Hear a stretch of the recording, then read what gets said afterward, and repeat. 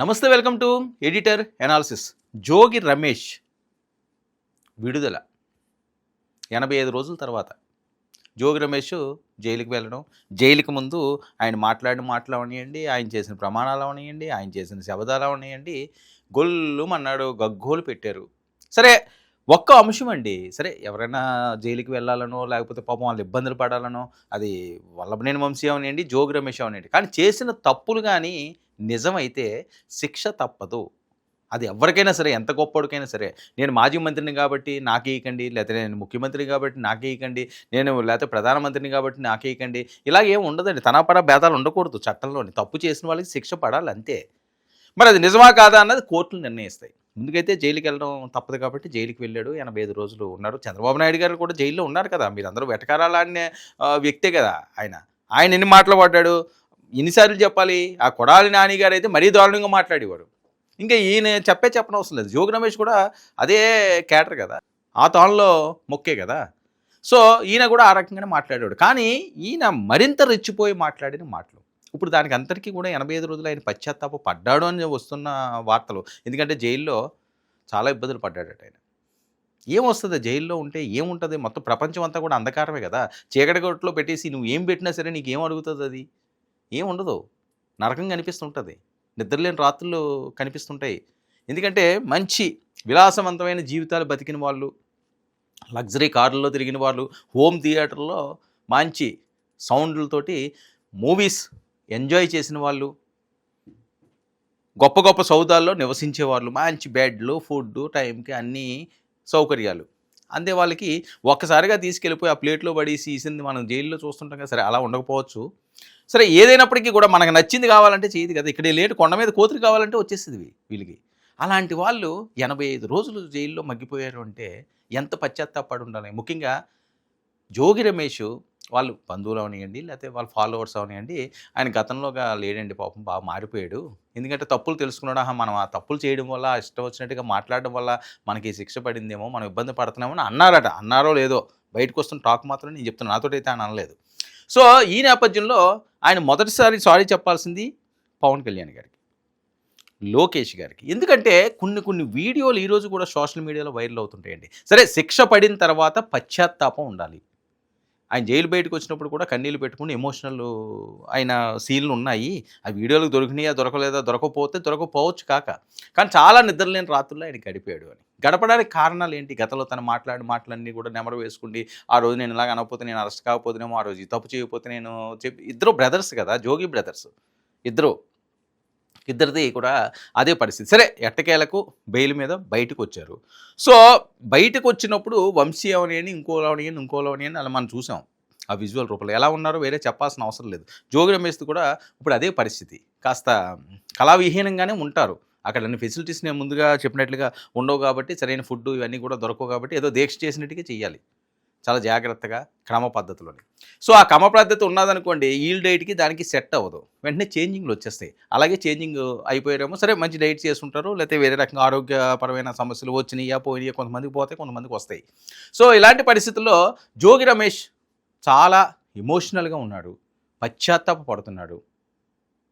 సరే, మరి ఇంత పశ్చాత్తాప పడ్డానికి గల కారణాలు ఏంటి? అది కూడా మనం తెలుసుకోవాలి కదా. నేను కొన్ని బయటలు వినిపించడం నిజంగా నాకు ఇష్టం లేదు, వినిపించడం ఇష్టం లేదు. కానీ ఒక వ్యక్తి అధికారంలో ఉన్నప్పుడు ఏ రకంగా మాట్లాడతాడు, అధికారం పోయిన తర్వాత తాము చేసింది ఏమైనా తప్పులకు శిక్షలు పడ్డ తర్వాత వాళ్ళలో ఎలాంటి జ్ఞానోదయం వస్తుంది, ఆ ఎగ్జాంపుల్ తెలియాలి. కాబట్టి అప్పుడు ఇప్పుడు ఒక్కసారి ఆ బయటలు వినిపిస్తాను, వినండి. తల్ల కిందు తపస్సు చేసిన, పాదయాత్ర అంటూ పాక్కుంటూ పొర్లు దండాలు పెట్టిన ఎమ్మెల్యేగా అయ్యే అర్హత మాత్రం నీ పప్పు కొడుకు లేనే లేదు. ఇదండి, విన్నారు కదా చంద్రబాబు నాయుడు గారిని ఉద్దేశించి ఈయన మాట్లాడిన మాటలు. పప్పు కొడుకట. మరి ఈయన ఏం కొడుకు అనాలి? మరి ఇది ఎవరైనా క్షమిస్తారా? ఎందుకు తెలుగుదేశం పార్టీ శ్రేణులకి జోగి రమేష్ పేరు ఎత్తితే బగ మండిపోతుంటారు? ఎందుకంటే ఈయన ఇళ్ళ మీదకి వెళ్తాడు, ఆఫీసుల మీదకి వెళ్తాడు, ఇష్టం వచ్చినట్టుగా మాట్లాడతాడు. లోకేష్ గారిని సంబోధించిన ఈ సందర్భం. సరే లోకేష్కి రాజకీయ అనుభవం లేదో, లేదా లోకేష్ మంగళగిరిలో ఓడిపోయాడు, ఆయన్ని తిరస్కరించి ఇలాంటి మాటలు మాట్లాడొచ్చు. కానీ పప్పు కొడుకు, ఉప్పు కొడుకు ఇలాంటివి ఏంది ఇది? అది కూడా ఆయన కూడా అంతే. వల్లంనేని వంశీ కానీ కొడాల నాని కానీ ఇలాగే మాట్లాడేవారు. ఎందుకు నేను పశ్చాత్తాపం అంటున్నానంటే ఈ అంశం కోసం. ఇంకా ఉన్నాయి బయట, నేను వినిపిస్తాను. హిందూ తపస్సు చేసిన పవన్ కళ్యాణ్ గారి కోసం ఎంత రెచ్చిపోయి విర్రవీగి ఈయన మాట్లాడాడో ఒక్కసారి కానీ వింటే జన సైనికులు కానీ నేను గతంలో కూడా వినిపించాను, జన సైనికులకు కానీ వీరమహిళలకు కానీ సిర్రులు లెగుస్తుందన్నమాట. అరికాలు నుంచి తలకెక్కుతుంది ఆగ్రహావేశాలు. ఇలాగ ఎవడన్నా ఒక రాజకీయ నాయకుడు మాట్లాడతాడా? వినండి.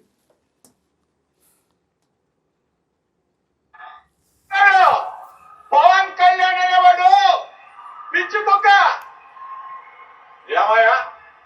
ఏమయ్యా పవన్ కళ్యాణ్, పెళ్ళాన్ని మార్చడం కాదు, నువ్వు పెళ్ళాన్ని మార్చడం కాదు, ఎన్ని పార్టీలను మార్చావురా బాబు నువ్వు?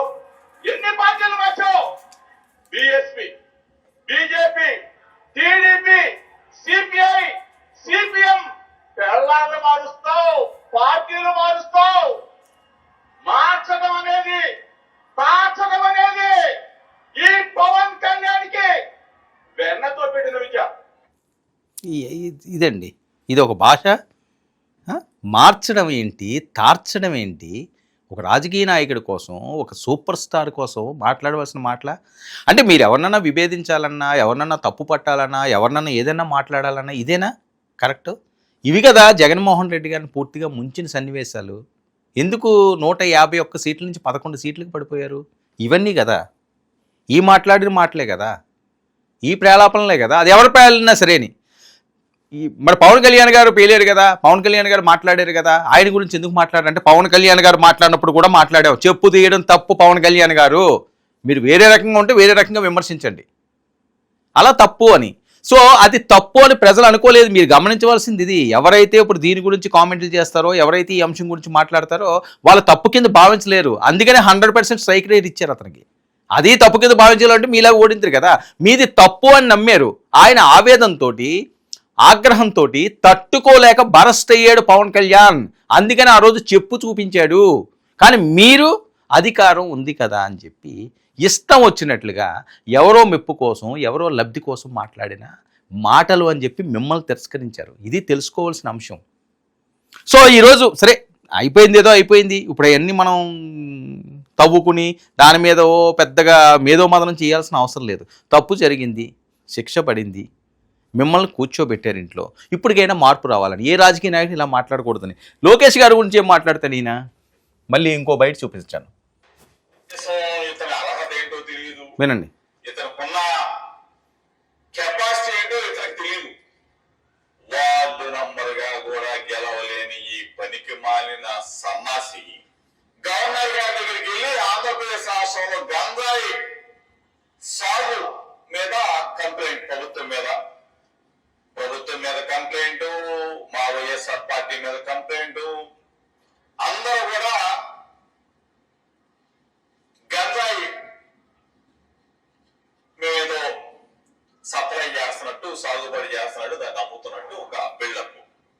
అసలు ఈ లొకేషన్ అడుగుతా ఉన్నా, ఎలా బాబు లొకేషన్ గంజాయి అనేదాన్ని, మత్తు పదార్థాలని భారతదేశంలో ఆంధ్రప్రదేశ్ రాష్ట్రం గౌరవ ముఖ్యమంత్రి జగన్మోహన్ రెడ్డి గారి నాయకత్వంలో ఇదండి ఏమంటాడు ఆయన, వార్డు మెంబర్లకు కూడా గెలలేనివాడు అని లోకేష్ గురించి మాట్లాడు. ఆయన వార్డు మెంబర్లు గెలలేదట. ఇప్పుడు ఎక్కడికి వెళ్ళి కూర్చున్నాడు? ఆయన నెత్తినెక్కి కూర్చున్నాడు. ఇప్పుడు ఎక్కడ ఉన్నాడు? అది లోకేష్ గారి పరిస్థితి ఏంటి? ఎక్కడికో వెళ్ళిపోయాడు. మీకు అందనంత ఎత్తుకు ఎదిగాడు అతను. తేడా వచ్చిందనుకోండి, మీరు బయటకు వచ్చిన తర్వాత ఇప్పుడు కూడా మీలో మార్పు లేదనుకోండి, మళ్ళీ ఏమవుతారో మీకే తెలియాలి. పశ్చాత్తాపం పడాల్సిన అవసరం ఉంది. మనం తప్పు చేస్తే మనం తప్పు అని ఆత్మవిమర్శ చేసుకోవడంలోనే మన గొప్పతనం బయటకు వస్తుంది.